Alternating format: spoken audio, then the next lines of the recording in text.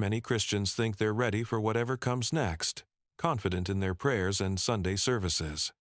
But what I experienced on September 2nd, 2025 shattered everything I thought I knew about faith, survival, and the approaching darkness that will test every soul on earth. My name is Samuel, and until 2 weeks ago, I was just another broken man who had given up on God. It began the night of the 2nd of September 2025. I had finished my evening chores, fed the sheep, closed the chicken coop, and sat down alone at the kitchen table with my usual bread and a glass of red wine. The farmhouse was silent except for the hum of the night insects outside and the faint creak of old wood settling in the walls. I remember breathing deeply, heavy with the sadness that had become my constant companion since Martha passed. The air was thick, my heart restless, and suddenly everything shifted.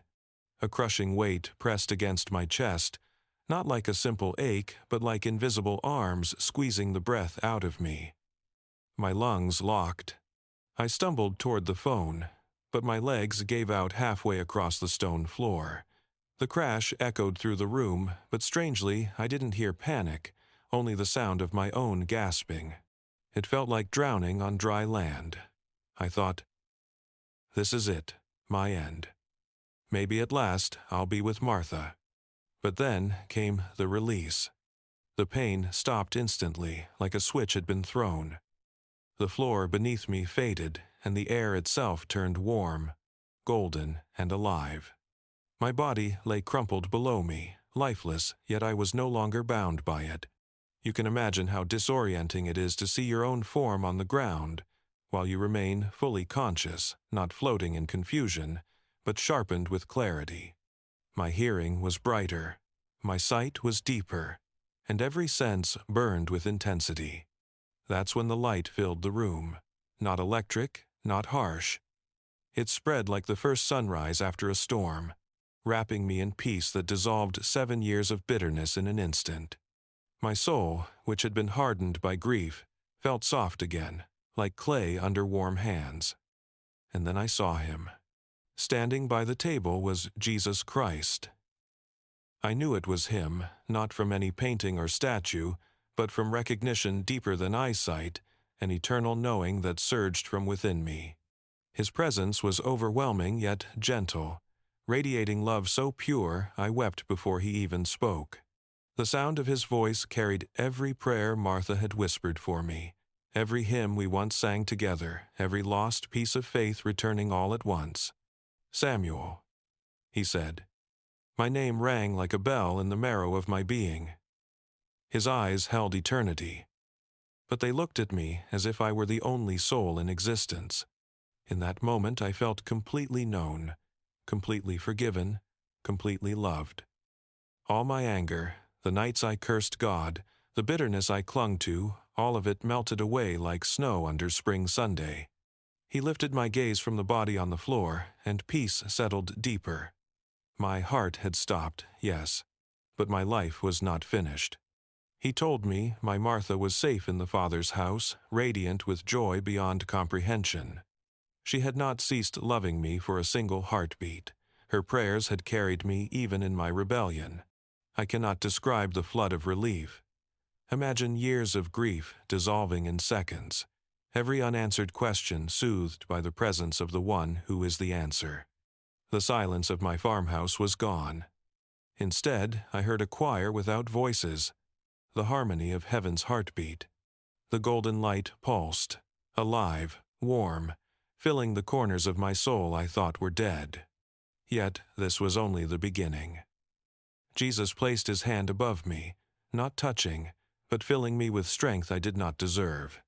He said my time was not finished, that I had been chosen to carry a message of warning and hope, that the days ahead would shake the earth in ways no man had imagined, and that only those who clung to him would stand.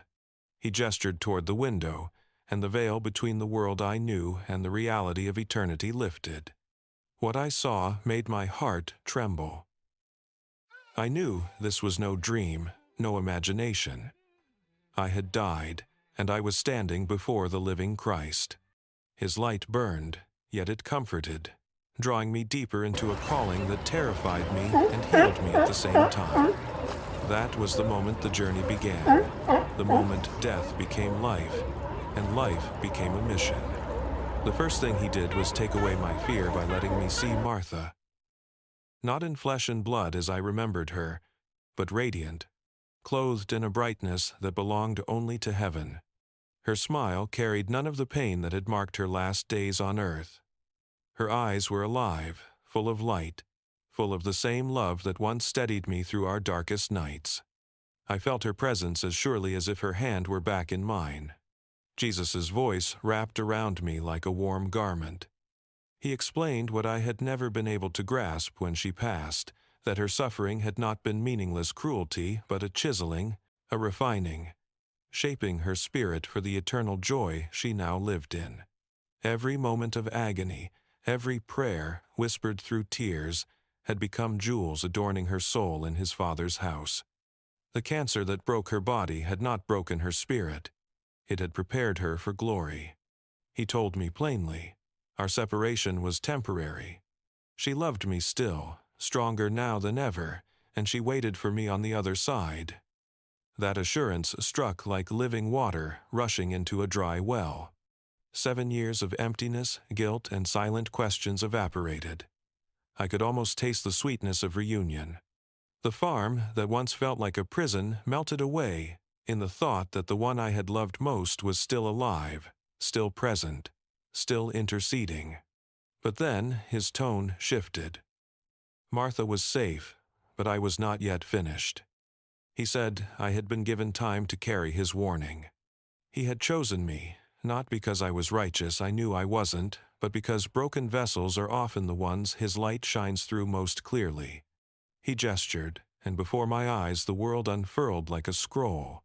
I saw the surface of our everyday life, farmhouses, cities, people going about their routines, but underneath pulsed an invisible reality, a battle raging across the earth. I could see demonic figures cloaked in shadow, attaching themselves to human pride, to lust, to grief, to distraction. They prowled through social media feeds, their claws gripping every argument, every shallow craving. Algorithms I once thought harmless were being bent into tools of division, and people by the millions scrolled without noticing the strings pulling them away from faith. Martha's prayers, I suddenly realized, had shielded me even in my bitterness. Her faith had been a hedge around me. Jesus let me feel the weight of that truth. For 7 years I'd been asking why she was taken. The answer was now clear. She hadn't been taken. She had been called upward, while I had been held here to witness what was coming. He showed me churches, pews full, pulpits loud, but pulpits empty of truth. Sermons watered down until they were social gatherings rather than sanctuaries. The people sat as if faith were a weekly routine, unaware that a wave was about to sweep away the lukewarm. I thought of my own absence from the pews since Martha died, how I had used grief as an excuse to step away. In that moment I felt exposed but not condemned. He wasn't pointing at my wounds to shame me, but to heal me. The air around me thickened, alive with meaning. My heart beat with a strange mixture of awe and sorrow. Awe at the reality of heaven's promises, sorrow for those who would not listen. I heard Martha's voice soft, like when she used to sing in the kitchen, reminding me of Scripture, reminding me of promises. It was her way of saying, "Stand up, Samuel, keep going." Jesus turned back to me. His words were gentle, but they pressed heavy. Tell them to prepare, tell them to cling to me. The storms are coming, and the darkness will test every heart.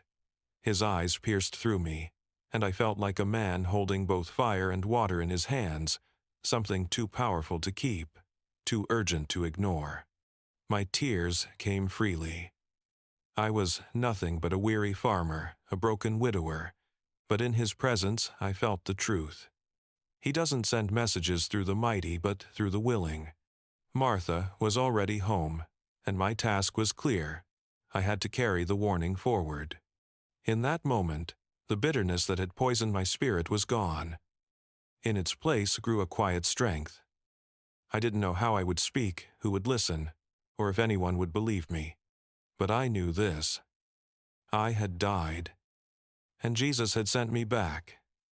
And that truth alone would carry me into the next vision he was about to show me. The vision widened, like curtains pulled back on a hidden stage. I was no longer just standing in my farmhouse, but watching the entire world unravel in layers I had never seen before. The everyday surface streets, families, laughter, noise, was nothing but a veil stretched thin over the real war raging beneath. Everywhere I looked, I saw dark shapes moving. They weren't shadows in the ordinary sense, but living entities, each dripping with hatred. Their eyes, like empty pits. They perched on towers of glass and metal, nesting inside satellite dishes, whispering through glowing screens. These spirits were not random. They were organized, coordinated, each bent on stealing sight and drowning truth. I watched as phones in people's hands glowed brighter, not with life but with poison. The feeds scrolled endlessly, but behind every image was a hook. Envy, anger, lust, despair, spirits tugged at every weakness. I saw how platforms designed for connection had become prisons of distraction, pulling billions of souls into a trance. Some were bound by chains of endless laughter, some by the crushing weight of comparison, some by rage stoked until it burned like fire in their chests. And then, Jesus showed me the churches. I wanted to look away. It hurt too much. Pulpits that once thundered with repentance now dripped with promises of comfort. Sanctuaries glowed with stage lights, yet the lamps of truth were dim. Pastors poured out words sweet as honey but empty of nourishment. The people nodded, clapped, even cheered, thinking they were safe, while behind them I saw demons weaving cords of complacency, entire congregations lulled to sleep, their hearts unprepared for the midnight hour. The emotion that filled me then was grief. Grief not just for strangers, but for people I knew, neighbors, even myself. How many times had I sat through a service without letting the word pierce me? How many Sundays had I sung with my lips while my heart stayed distant? The vision was a mirror, and the reflection was sobering. But alongside grief came revelation. Jesus whispered into my spirit that this war was older than nations, older than technology, older than any invention of man. Ukraine was not only about borders, it was about principalities feeding on suffering to break Christian faith. The Middle East was not only about land, but about ancient promises the enemy tried to bury beneath rivers of blood. I saw demons cloaked in smoke moving through war zones, fanning hatred, sowing despair, laughing as men turned against one another. And I also saw angels, not distant, not weak, but fierce. Their armor gleaming with fire from the throne of God. They stood guard over small groups of believers who prayed sincerely, even in hidden corners. Where one prayer rose, light broke through, and the darkness recoiled like shadows against a flame. The tiniest act of faith, an old woman whispering a psalm, a child folding hands at night sent tremors through the battle lines. It struck me then. No prayer is wasted, no act of faith too small. Jesus spoke again, his tone heavy with urgency. This is why so many think they are safe but are not. They think attendance is enough. They think ritual is enough. But without a heart surrendered, they stand unarmed in a battlefield they do not even see. His words carried weight, pressing into me until I trembled. The tidbit of truth he revealed in that moment was simple yet piercing. Compromise is the enemy's easiest door. One small agreement with sin, one neglected prayer, one moment of choosing comfort over obedience, and the door creaks open for darkness to slip in. I felt that reality burn like fire across my conscience. As I stood in that vision, I realized I had a choice. Keep watching as a passive witness, or let it sear me into action. The battle wasn't abstract anymore. I could see it in every argument online, in every lukewarm service, in every family torn apart by silent bitterness. It was in me too, in my own years of resentment. I turned back toward Jesus. His face was steady, filled with both sorrow and strength. He didn't have to say more. I knew the meaning. If the church doesn't wake, the storm will sweep her away. If the faithful don't prepare, the enemy will devour them. The weight of that realization sank into my bones, not to crush me but to anchor me. This wasn't just a vision to remember, it was a commission to carry. And I sensed what was coming next would make all of this, the demons, the distractions, the compromises, feel like only the prelude. The vision shifted again, and suddenly I was no longer seeing hidden battles of spirits but the shaking of the earth itself. Jesus raised his hand, and time unfolded before me like a calendar alive with fire. Each date burned brighter than the last, and the terror of what was coming filled me with a cold weight, even though I stood in his warmth. The first mark was the 15th of October, 2025. I saw banking towers, their glass windows reflecting morning light, and then, as if struck by invisible lightning, numbers on digital screens plummeted. People rushed out of buildings, clutching phones, eyes wide, watching accounts vanish in seconds. I understood it wasn't an accident. It was coordinated, planned, a collapse designed to break confidence and to force people into a new system where every coin would be watched, every purchase monitored. I could almost hear the hum of computers rising like an iron cage around humanity. The despair in the streets was thick. It smelled like iron and smoke. Then the calendar flipped to the 8th of November 2025. The ground itself groaned. I was carried to the Pacific Northwest, above vast forests and quiet towns. Without warning, the Cascadia subduction zone roared to life. The land heaved like an ocean wave. Bridges snapped like brittle sticks, buildings folded as though they were paper. The sound of it was deafening, a growl of the earth that vibrated through my bones. A wall of water rose, higher and higher, smashing against the coastline, racing inland with merciless speed. I saw the Willamette Valley swallowed, cities drowned, families fleeing with nowhere to go. It was devastation unlike anything I had ever imagined. But it did not stop there. The vision spread across continents. In Italy, Mount Vesuvius and Etna belched fire that blotted out the Mediterranean skies. Ash rained like gray snow, coating rooftops, choking airways. In Bangladesh, rivers burst their banks until whole villages floated away, millions crying out for rescue. In Australia, the sun itself seemed to burn the ground, fields cracking into dust, cattle collapsing where they stood. Every corner of the earth groaned as though creation itself was shuddering under the weight of sin. And yet, even amid these disasters, I saw something worse: how people responded. Some fell to their knees in prayer, but many shook their fists at heaven. Some clung to one another in compassion, but many turned on each other in rage. Survival stripped away the masks, revealing hearts as they truly were. The emotion that gripped me was dread.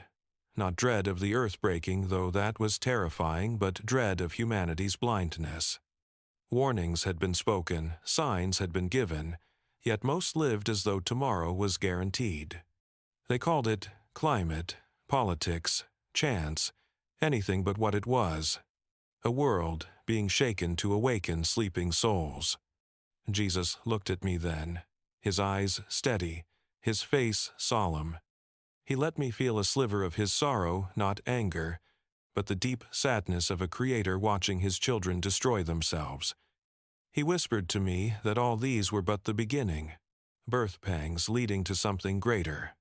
And as he spoke, another date burned before me, brighter and darker than all the rest. The 28th of November, 2025. The tidbit of truth he pressed into me then was sharp. What the world calls disaster, he calls mercy. Each shaking is not only judgment but invitation. Every collapse, every flood, every fire is a trumpet blast meant to rouse the sleepers before the final night falls. The vision quaked around me until I could hardly stand. Cities fell, mountains roared, seas surged, and still his presence held me like an anchor in the storm. The disasters were not random.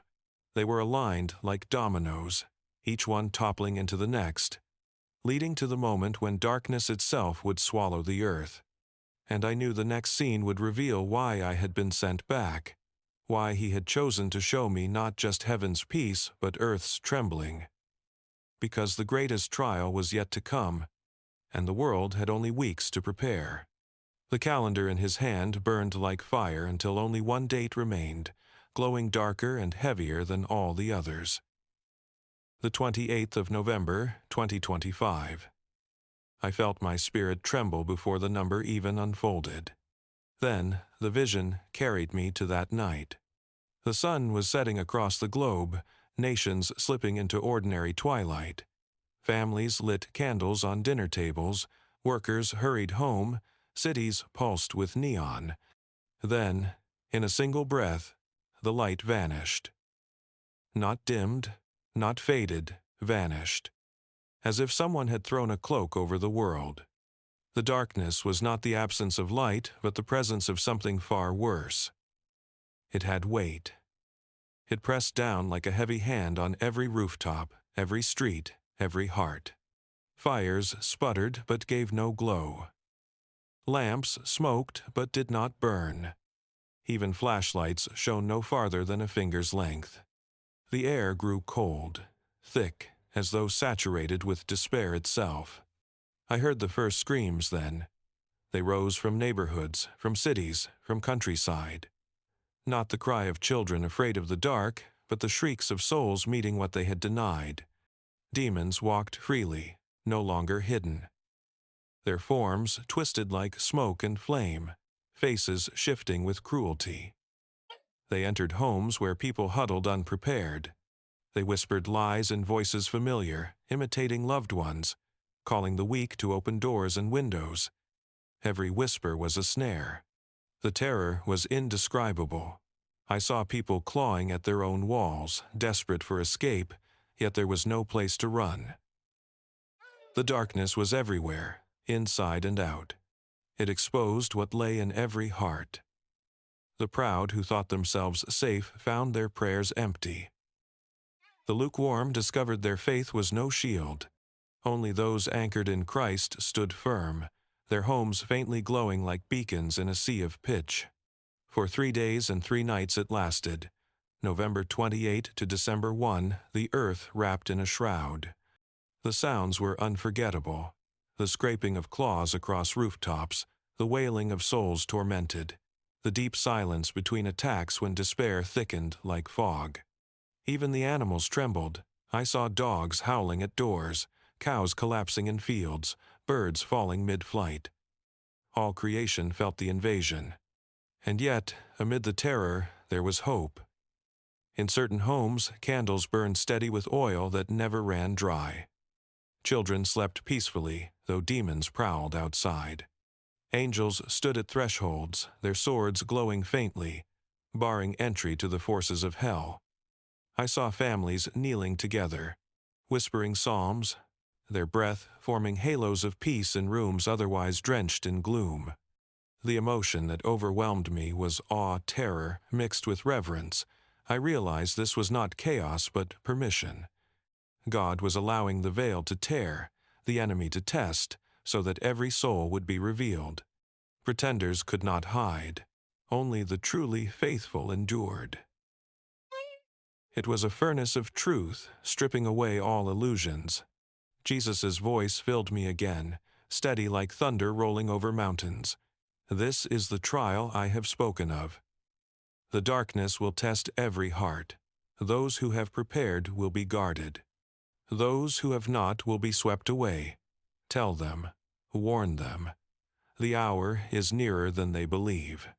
The tidbit of truth he pressed into me here was clear. The 3 days are not punishment, but purification. They will show what cannot be seen in the light, what people truly worship when everything else is stripped away. I wept as I watched. The despair of the unprepared crushed me, yet the peace of the faithful lifted me. It was the sharpest contrast I had ever seen. Torment and tranquility side by side, separated not by walls but by faith. When the vision lifted, I stood trembling, knowing I had been entrusted with a truth that could not be ignored.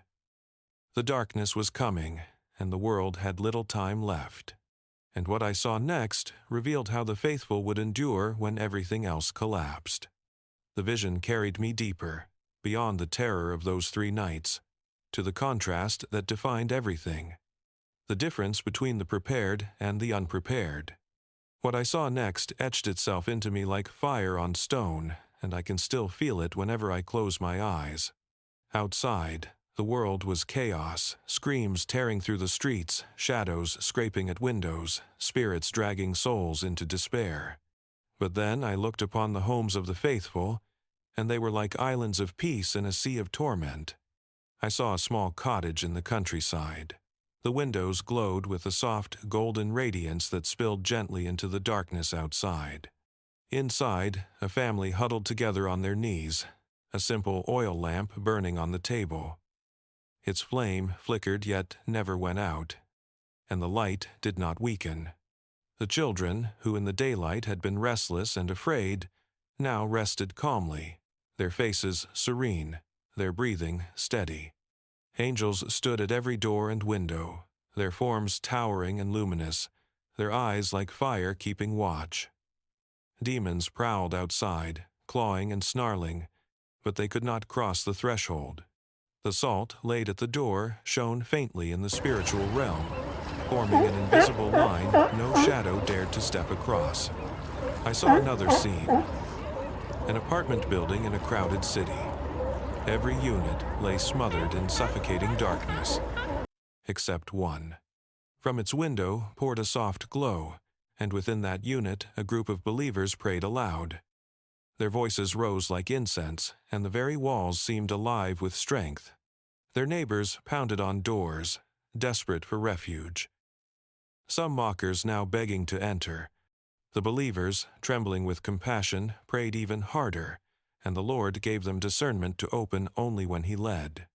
Inside, the air carried a fragrance sweeter than any flower, the smoke of frankincense rising in the corner, its curl forming a canopy of peace overhead. The emotion that pierced me here was wonder at the beauty of God's covering when everything else collapses. The same darkness that brought terror outside became a stage for His presence inside. Fear had no place where His name was truly honored. I watched elderly believers once frail, now standing tall, their faces radiant as though youth had returned. Strength surged in their bodies, not from food or drink, but from the unleavened bread and consecrated wine that renewed them from within. I saw children playing quietly on the floor, oblivious to the screams outside, surrounded by an invisible hedge. Even animals lay calm. Dogs curled in peace, livestock untouched, because the blessing extended to everything under their care. Jesus let me see the difference clearly. Homes without preparation cracked under the weight of the darkness. Homes with faith and obedience glowed with supernatural protection. It wasn't about wealth, status, or even ritual. It was about surrender. The poorest hut shone brighter than the grandest mansion if its inhabitants had prepared their hearts and followed His instructions. And then He showed me the greatest detail of all. The light was not from the lamps alone, but from the faith of those within. Every prayer, every psalm whispered, every act of trust caused the glow to brighten. It was as if faith itself was fuel. Where doubt crept in, shadows pressed closer. But where praise erupted, angels drew their swords, and darkness fled. The tidbit of truth He sealed into me here was this: preparation is not panic. It is obedience. Those who tried to gather items without repentance found them powerless. But those who consecrated their homes with prayer, fasting, and surrender discovered that their walls became fortresses, their rooms sanctuaries, their very breath a shield. I wept again, this time not from dread but from awe. Even in the greatest darkness, the Lord was not absent. His light could not be extinguished. His protection could not be breached. The faithful endured, not by their strength, but by His mercy. And then Jesus looked at me and said, "Tell them how." His hand extended, And before me appeared the first of 7 sacred protections, the tools given not for fear but for faith, not for superstition but for covenant. Each one glowed with significance, and I knew they were not suggestions but lifelines. The first sacred protection appeared in his hand like liquid light. It was olive oil, pure and golden, shimmering with a glow that no earthly flame could mimic. He said this oil was not just for cooking or tradition, but for consecration, for setting apart what belonged to him. I was shown lamps filled with this oil, burning steadily through the darkness, their flames never dimming. The light they produced was not natural but supernatural, pushing back shadows that clawed at the walls. Jesus reminded me of the parable of the wise and foolish virgins, their lamps burning because they had oil, while the foolish were left in despair. The truth was clear. Blessed oil, prepared with prayer and fasting, would be a shield of discernment, exposing lies and keeping minds clear even when deception filled the air. The emotion that struck me was reverence. I thought of Martha, who had once anointed our doorway with simple oil when fear pressed too close. I had laughed then, but now I saw she had understood more than I did. That oil, prayed over, became more than liquid, it became covenant. Then he showed me the second item. Red wine, consecrated for holy purposes. The cup shimmered with deep crimson, as if alive with memory. I saw the upper room, the disciples lifting the cup as Jesus spoke words that carried across eternity. I saw Abraham blessed by Melchizedek with bread and wine. I saw persecuted believers sipping from a hidden chalice, their courage renewed. Jesus said, "This represents my blood, poured out for strength and protection." During the darkness, a sip of consecrated wine would restore courage when terror tried to overwhelm. It would remind his people of covenant, that they were sealed in him, not abandoned. The tidbit of truth he pressed into me here was sharp. Fear has no power where the blood of Christ is remembered. Even a trembling believer, sipping in faith, would feel waves of peace stronger than any darkness outside. The third sacred protection came next, unleavened bread made by hand. At once, I was carried in vision to Egypt on the night of Passover, Hebrew families rushing to prepare bread without yeast, the air thick with urgency. I saw the wilderness where manna fell fresh every morning, bread from heaven teaching dependence. I saw Jesus breaking loaves to feed thousands, reminding his disciples that in him was endless provision. The unleavened bread symbolized purity, separation from corruption, readiness to follow God wherever he leads. During the 3 days, he said, this bread would not only sustain the body but also strengthen the spirit. Every bite would whisper to the believer, I am your provider. I am your protector. The emotion flooding me then was hope. Imagine being surrounded by terror, yet tasting bread that fills not just your stomach but your soul, reminding you that you are not alone. Even children chewing its simple texture would feel courage flow into their veins. I saw believers kneading dough with trembling hands, praying as they pressed and shaped it, their tears mixing with the flour. When baked, the bread glowed faintly in the spiritual realm. During the darkness, it never spoiled, never crumbled, but remained fresh until the trial passed. Those who ate it found themselves strengthened beyond measure, rising each day with new peace while the world outside was consumed with fear. The tidbit of truth tied to this bread was quiet yet profound. True sustenance is never about what you store in pantries but about who you trust as your source.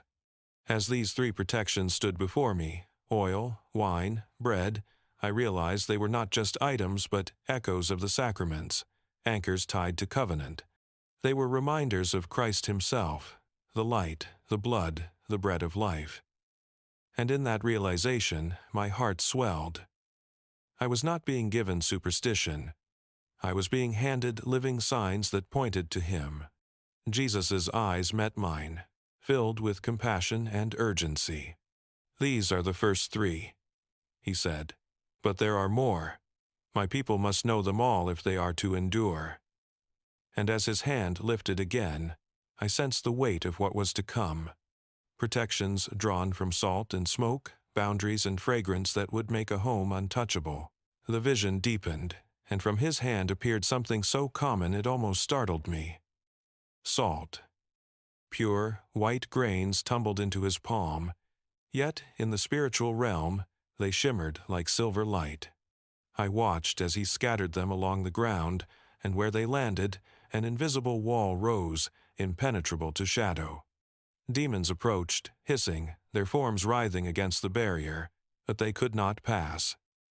The salt glowed brighter, with every prayer spoken over it. I was carried in spirit to Jericho, watching the prophet Elisha throw salt into bitter water, transforming it into life. I saw the altar in Jerusalem, every sacrifice touched with salt as a sign of covenant. Then the words echoed, "You are the salt of the earth." Jesus explained that during the 3 days of darkness, consecrated salt, blessed in prayer, would form a perimeter of protection around homes. It was not superstition, but covenant preserved. The emotion that struck me was amazement. How something so ordinary, so overlooked, could be used as a holy shield when touched by faith. I saw families sprinkling salt at thresholds, whispering psalms, and the grains lit up like stars fallen to earth. Then came the fifth sacred protection, incense made from frankincense and myrrh. At once I was transported to the temple, priests offering incense morning and evening, the smoke rising like a bridge between heaven and earth. I saw the wise men kneeling before the infant Christ, their gifts of frankincense and myrrh a declaration of his divinity and sacrifice. I saw the visions of Revelation, where the prayers of the saints rose as smoke before God's throne. In the darkness, he said, this incense would transform homes into sanctuaries. Its fragrance would repel demons and draw angels. The smoke curled upward, filling the room with sweetness, and wherever it spread, the air itself seemed to hum with peace. I saw families lighting small coals, the incense releasing not just scent but presence, a canopy of protection resting over their heads. The tidbit of truth he pressed into me here was this: the atmosphere of a home matters. Just as bitterness and anger can open doors to oppression, so too can worship and prayer, carried by fragrance, open a dwelling to divine presence. I was shown believers kneeling before a small dish of glowing resin, tears falling as they prayed. Outside, shadows pressed hard against walls, but inside, angels gathered like an army, drawn by the smoke. It was not the incense alone that had power. It was the prayers rising with it, woven together, sanctifying every corner of the home. The emotion flooding me then was deep comfort. In a world drowned by terror, even the scent of prayer would be enough to remind believers that heaven was closer than breath. Jesus looked at me again, his gaze steady and burning with compassion. These are the next two: salt and incense, boundaries and presence. One drives out, the other invites in. Together, they make a dwelling unshakable. I realized then that the 7 protections were not random, but woven together like threads of a single tapestry: oil, wine, bread illumination, courage, sustenance, salt and incense barriers, and atmosphere. And still, 2 more remained, the final pair that would seal the faithful until the dawn. As he spoke, my heart swelled with both urgency and peace. The urgency came from knowing how little time remained. The peace came from the revelation that God had already provided everything needed. Nothing extravagant, nothing unreachable, just simple things made holy through faith and consecration. I knew the next visions would reveal the final elements, and together they would form the complete armor of protection for the faithful. From his hand appeared a vessel of spring water, clear and alive, flowing though it stood still. Its surface rippled with light as if touched by eternity itself. I was drawn into the vision of Eden, rivers watering the first garden, streams glistening like glass. Then I saw Moses striking the rock, water gushing forth to sustain millions. Jesus leaned close, and I understood. This was not ordinary water, but living water consecrated in prayer. During the 3 days, he said, even stored supplies could spoil, grow stagnant, or carry corruption. But water taken from a spring and blessed with faith would remain pure, refreshing both body and soul. I watched believers sip it in the darkness, their faces calming, their strength renewed, their clarity restored when confusion pressed hard. Even a single drop on the forehead glowed like dew catching sunrise, cleansing away the stain of fear. The emotion that swept over me was relief. Imagine thirst in a world where everything else is poisoned, and then finding a well that never runs dry. That's what this water was, mercy flowing through the simplest of gifts. Then the final protection appeared, palm branches. At first, I wondered why something so fragile. But then the vision carried me to Jerusalem, crowds crying Hosanna, waving branches as Jesus rode into the city. Their green fronds shimmered with hope, declaring victory before the cross was even raised. The scene shifted to Revelation, a multitude clothed in white, waving palms before the throne, celebrating eternal triumph. Jesus showed me believers placing palm branches over doorways and windows during the darkness. As they prayed, the branches glowed with golden light, forming seals of protection. Demons raged, but could not cross.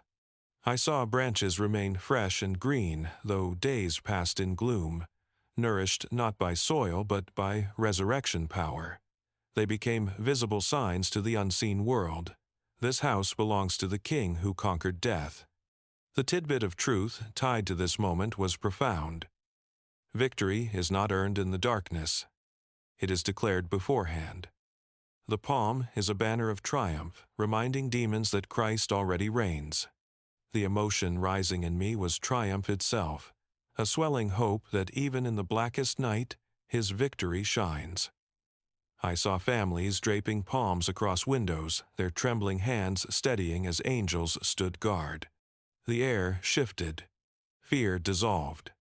Peace wrapped them like a mantle. Now I understood the 7 in full.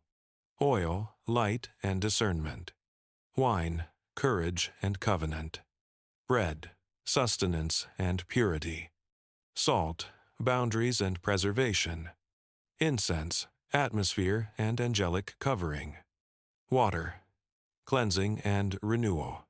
Palms, victory and sealing. Together, they formed not superstition, but a circle of covenant, each echoing the sacraments and promises of God. They were tangible signs of invisible realities, channels of grace when prepared with faith. Jesus' voice filled me once more. Tell them, do not delay. These are not charms, but covenants. They protect only when hearts are surrendered. With faith, they are fire. And I knew the vision was nearly complete, for the next thing he would show me was dawn, the lifting of the darkness, and the rising of a purified people clothed with glory. The vision carried me to the morning of the 1st of December 2025. After 3 nights that felt like eternity, I saw it happen the instant the sun broke the horizon. The darkness did not fade gradually, it fled. One moment, the world was wrapped in suffocating black. The next, it was flooded with radiant light, as if heaven itself had breathed across creation. The first sound I heard was weeping, yet not of despair. It was the trembling cry of survivors, voices cracking under the weight of relief. Homes that had glowed with golden light opened their doors, and faithful souls stepped out, their faces shining. Their skin seemed to carry a reflection of the light they had been sheltered in. I thought of Moses descending Sinai, his face radiant from God's presence. These believers bore that same glory. I watched them lift their hands toward the rising sun, tears streaming, voices breaking into songs of praise. Children laughed, their joy pure, their innocence preserved. Elderly men and women, once frail, walked with renewed vigor. Even their animals emerged calm and untouched, grazing as if nothing had passed. The faithful had been preserved, and now they stood clothed in strength not their own. But the streets around them told a different story. Those who had mocked, those who had scoffed, those who had treated the warnings as nonsense lay broken in despair. Some knelt on sidewalks, begging for forgiveness. Others sat in silence, eyes vacant, faith shattered because they had never truly believed. Entire communities were divided not by walls, but by what had been in their hearts when the darkness fell. And then I saw something greater.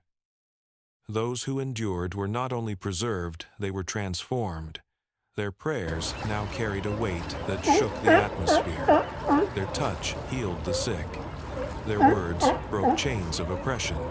I saw them lay hands on the tormented, and demons fled instantly. The 3 days had refined them like fire in a furnace, burning away fear, leaving only faith and authority. The tidbit of truth pressed into me then was this: the 3 days were not the end, but the beginning. They were preparation for a new season where his people would walk in greater power than before. Out of the darkness, a remnant arose, humbled, purified, yet radiant with heaven's strength. The emotion that swelled in me was awe mixed with calling. I knew that I, too, was part of this testimony. I had died, I had seen, I had been sent back. My mission was not to entertain with visions, but to sound the trumpet. Prepare now, while there is still time. The vision closed with Jesus standing before me once again. His eyes were filled with fire and compassion. He said only this: "Tell them I am near." Then the farmhouse returned. I gasped, breath flooding back into lungs I thought had stilled forever. The wooden floor pressed cold beneath me, the same floor where Martha and I had once danced. My chest ached, but my heart beat strong. I knew I had crossed the veil and returned with fire in my bones. And that is why I speak to you now, not as a teacher, not as a preacher, but as one who has seen. Death is real, but so is life. Darkness is coming, but so is the dawn. The question is not whether you will face it. The question is whether you will be ready. So here we are, at the edge of a mystery that feels closer every day. You have walked with me through visions of fire, flood, and shadow. You have stood beside me as Jesus placed into my hands the 7 sacred protections. And you have seen what I saw: the trembling of the earth, the groaning of nations, the trial of 3 days that will test every soul. But let me slow down now. Take a breath. Let the weight of these words settle gently, like evening dew on the fields after rain. This is not a message of despair, but of mercy. The Lord does not warn to terrify. He warns to prepare, to protect, to draw his people close before the storm breaks. You may feel unworthy. You may think of your failures, your doubts, your bitterness. I know that feeling. I lived it for years after Martha passed.